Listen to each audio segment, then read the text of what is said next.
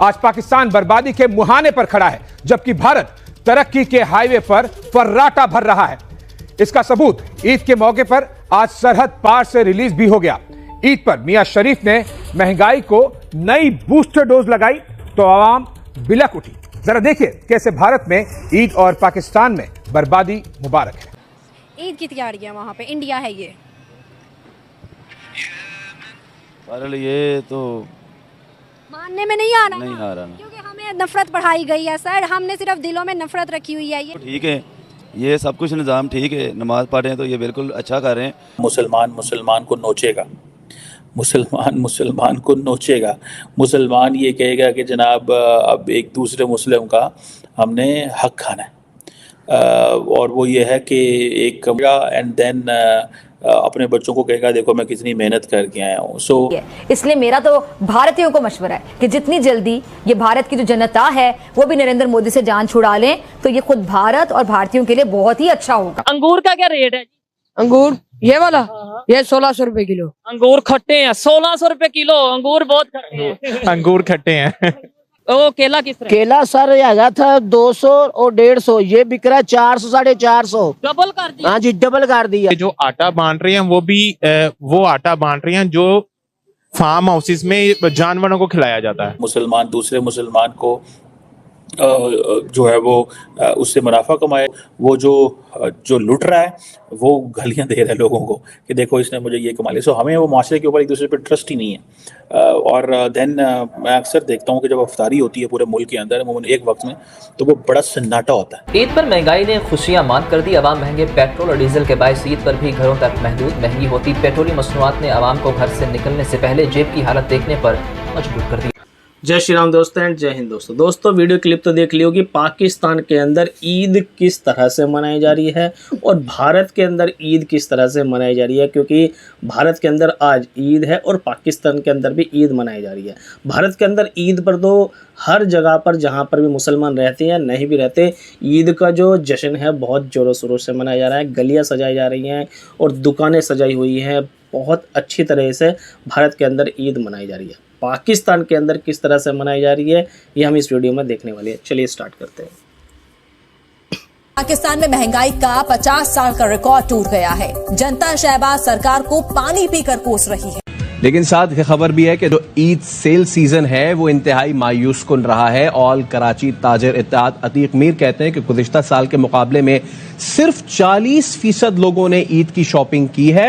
Eid cell season बदतरीन सियासी बहरान और आसाब शिकन महंगाई की नजर हो गया। चीज को पॉइंट आउट कर दिया हुआ भाई, हम देख ही नहीं रहे इंडिया के अंदर नॉर्मल जो इस टाइम पर्सन है ना, जो बहुत ज्यादा गरीब है, वो भी ईद की शॉपिंग कर सकता है। आपको लगता है यहाँ जो एक नॉर्मल पर्सन है गरीब बहुत ज्यादा, वो ईद की शॉपिंग कर पा रहे हैं? नहीं, इस दफ़ा तो जो मैं देख रहा हूँ, जो हालात जो देख रहा हूँ, हालात जूँ कुछ सालों से इतने टाइट होते जा रहे हैं कि जो नॉर्मल किस्म का जो लोग है वो समझ लें कि बच्चों की शॉपिंग कर लेता है तो अपने नहीं करता, माँ बाप नहीं करते तो वो बच्चों की कर लेते हैं। ये सिस्टम चल रहा है पाकिस्तान के अंदर।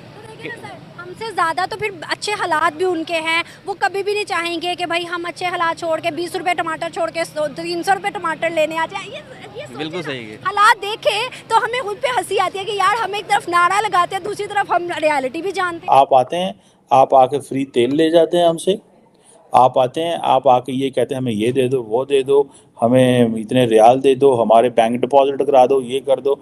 वो कहते हैं सॉरी। क्या पोजीशन हो, पाकिस्तान तो टेक्निकली तो डिफ़ॉल्ट हम कर चुके हुए हैं, डिफ़ॉल्ट हम कर चुके हुए। सो हमें इस चीज़ को ये समझना है कि भैया जो पाकिस्तान है उसकी रेलिवेंस इस तरह नहीं होगी जिस तरह हमने बनाने की कोशिश की। पाकिस्तान की जो रेलिवेंस है वो बिल्कुल इस तरीके से होगी कि हमें इंडिया की तर्ज के ऊपर अपने आप को पॉलिटिकली इकोनॉमिकली रेलिवेंट करना है, कि जिसमें मोहम्मद बिन सलमान खुद ही कहे कि मैंने जाके पैसे लगाने हैं।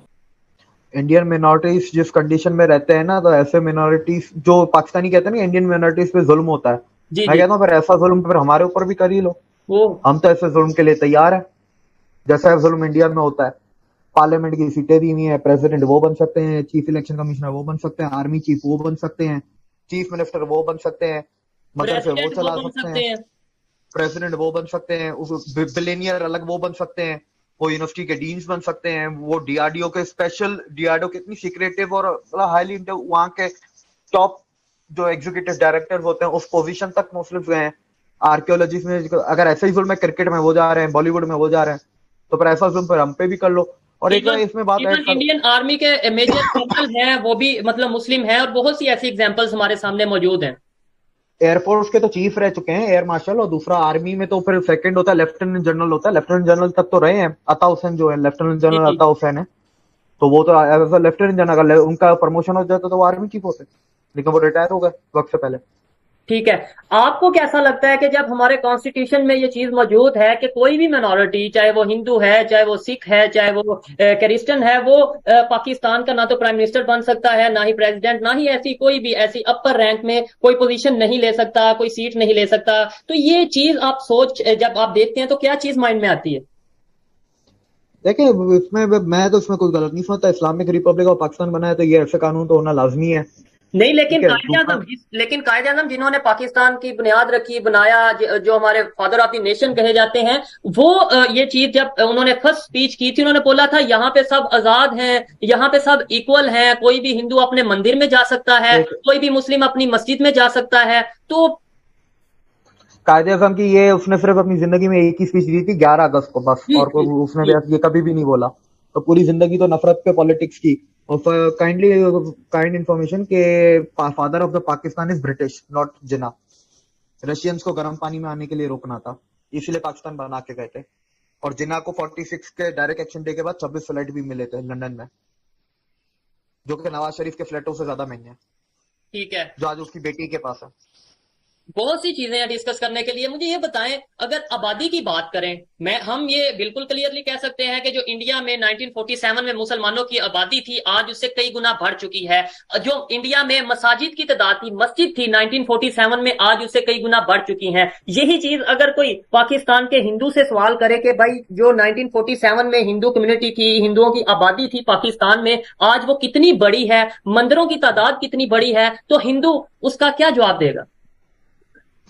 देखिए, हमें कोई जवाब देने नहीं है, सारा ही सामने है और हमें अब फर्क नहीं पड़ता। आज की जनरेशन में अगर मैं आपको आज के बता रहा हूँ, पहले आबादी पे बता देता हूँ। 47 में शायद 24-25 थी, 71 में 13, हाँ 71 में 13, 13.5, कुछ 13.25 के आसपास थी, क्योंकि वो बांग्लादेश में से चली गई। बाकी वेस्ट पाकिस्तान में 13.25 थी।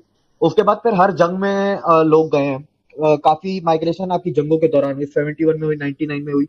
उसकी वजह ये कि इधर पाकिस्तान में जो झूठ बोला जाता है ना, इंडिया ने हमला कर दिया, तो इंडिया पे हमला कर दिया, फिर रेडिकलाइज आपका जो आपकी कम्युनिटी आवाम है वो फिर बोलती है इंडिया ने हमला किया, हिंदुओं पे हमला करो। वो फिर उनको भगाते हैं तो वो इंडिया की तरफ भागते हैं। बॉर्डर एरिया जितने ये शालकोट, भावलपुर और ये आपके नीचे थर वाला एरिया, ये पूरा जितना भी है।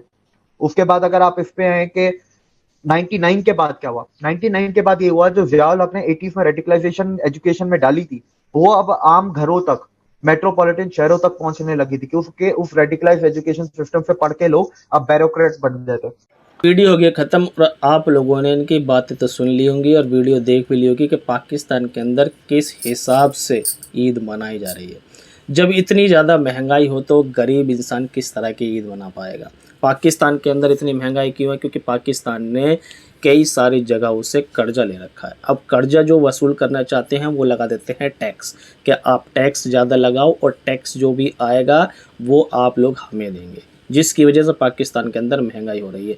450 रुपये दर्जन मिल रहा है केला, 450 रुपये, और भारत के अंदर 60 रुपये है, वो भी बहुत बढ़िया वाला 60 रुपये, 40 रुपये, 30 रुपये, कहीं कहीं 20 रुपये भी मिल जाता है। लेकिन पाकिस्तान के अंदर 450, 400, 350 इस रेंज में केला मिल रहा है। अब जो पाकिस्तान के अंदर गरीब इंसान है वो क्या खाएंगे? वो वाली कहावत तो आप लोगों ने सुनी होगी, नंगा नहाएगा क्या निचोड़ेगा क्या, बिल्कुल वही वाली बात है। पाकिस्तान के पास जब पैसा ही नहीं है तो ईद कहाँ से मनाएंगे? और भारत के अंदर बहुत ही ज़बरदस्त ईद मनाई जा रही है। आप लोग क्या कहना चाहते हैं इस बारे में? प्लीज़ कमेंट सेक्शन में ज़रूर बताइए। नेक्स्ट वीडियो मिलेंगे, तब तक के लिए जय हिंद, जय भारत।